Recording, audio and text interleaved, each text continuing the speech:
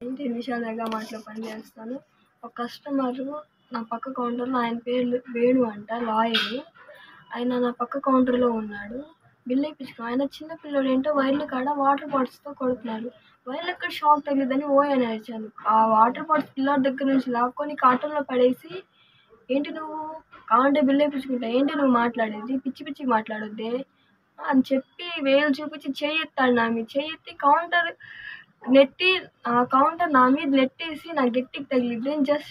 నేను కౌంటర్ నెట్టంగానే ఇట్లా అన్నాను. ఇట్లా అనగానే నన్ను కొట్టింది. నన్ను చేసింది. నిన్ను వదలను. నువ్వు బయటికి రావు. నేనంతా చూస్తా. బజార్ దానా, బ్రోకర్ దానా అని అన్నాడు.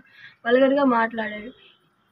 నేను ఒక లాయర్‌ని. నేనేంటో చూపిస్తాను. నేనేంటో ₹1,00,000 జీతగాడిని. నేనేంటో నీకు చూపిస్తానని చెప్పి అని అన్నారు సార్.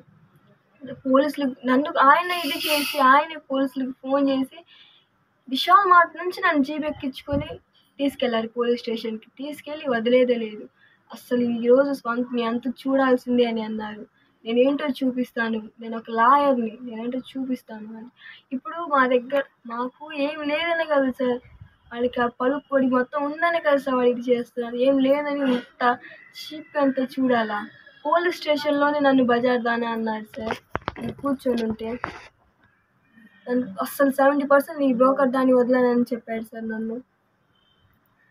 ఏదైనా సరే అని చెప్పి డీజీపీతో డీజీపీ సార్‌తో లెటర్ రాపిచ్చి హైకోర్టుకి లాగుతాను చెప్తాను. కేసు ఫైల్ చేయాల్సింది. నేనేమంత పెద్ద తప్పు చేశాను సార్.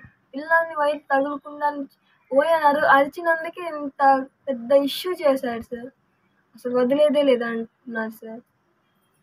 ఇప్పుడు ఏదైనా మీరు ఇంకా సీఏ గారేంటో ఇదేంటోళ్ళు మీరు ఎక్కడ మీ ఇల్లు ఎక్కడ మీది ఆడపిల్ల అయితే అంత పొగరెందుకు నీకు అంతెందుకు ఉండాలి నీకు తగ్గించుకో ఏంటి నీ చూపులేంటి ఆయన కళ్ళు చూస్తా మాట్లాడాలనుకోండి సూటికి మాట్లాడుతున్నారు ఏంటి కళ్ళలో కళ్ళు పెట్టి అని అంటారు. మామూలుగా సరే నేను తల దించుకొని మాట్లాడినా పై చూపులు చూసి మాట్లాడుతున్నావు ఏంటి అంత యాటిట్యూడ్ ఏంటి అంత ఉండకూడదు మీకు అని చెప్తున్నారు సార్. అంటే చేతిలో వాళ్ళకి మొత్తం ఉంది కాబట్టి మాకేం లేదు కాబట్టి ఇంతలా చేసి హైకోర్టుకి లాగేంత తప్పు మేమేం చేసాము సార్. నేనేం చేశాను? ఏదైనా సరే చూడాలి సార్. ఇప్పుడు మీరు తేల్చాల్సిందే సార్. ఏదైనా అయితే ఇంకేం లేదు. నేను పోలీస్ స్టేషన్ ముందే నేను విషయం తాగి చావడానికి కరెక్ట్గా నేను ఉంటాను సార్. ఇప్పుడు నేను చావడానికైనా నిర్ణయించుకున్నాను సార్.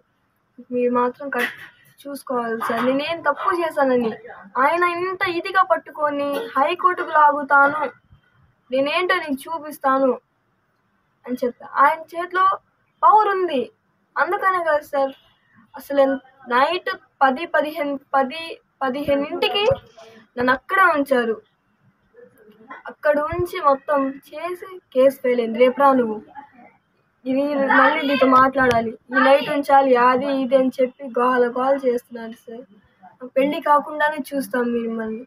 పెళ్లి కలదుగా నీకు పెళ్లి కాకుండానే తిప్పుతాను చూడు అని అంటున్నారు సార్. నేనంత ఇది ఏం చేశాను సార్. ఇంకా మీరే చూసుకోవాలి సార్. నేను చావడానికైనా సిద్ధమే సార్. Thank you sir.